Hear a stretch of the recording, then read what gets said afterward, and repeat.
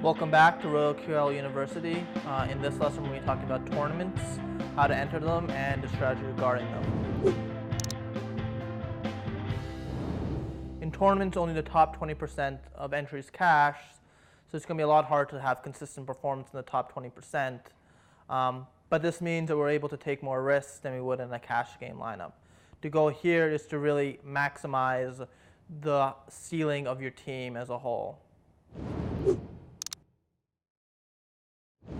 Let's talk about player selection for tournaments and GPPs.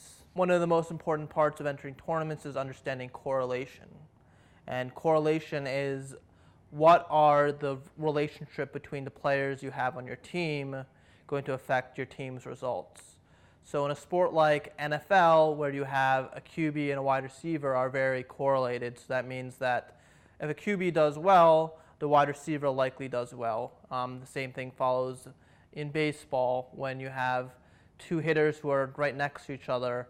One hitter scores a run, it's because the other hitter had drove him in and got an RBI. In hockey, the same thing you have with assists, with goals are a huge part of NHL scoring, and assists to a teammate who scores a goal is going to lead to a lot of fantasy points.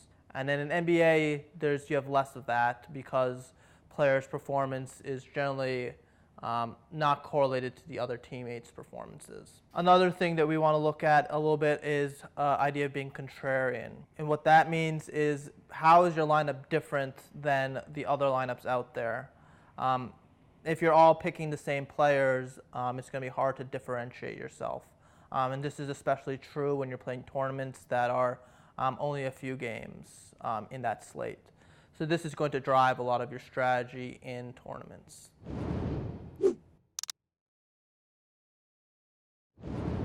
As a player who enters multiple lineups in tournaments, I think it's important, and I advocate to use a core group of players. How tight you use that core is a matter of personal risk preference.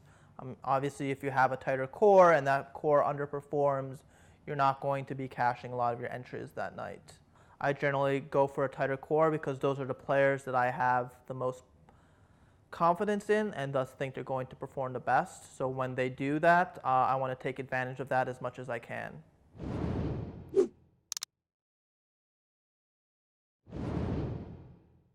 RotoQL's newest features allow you to play in DFS tournaments efficiently.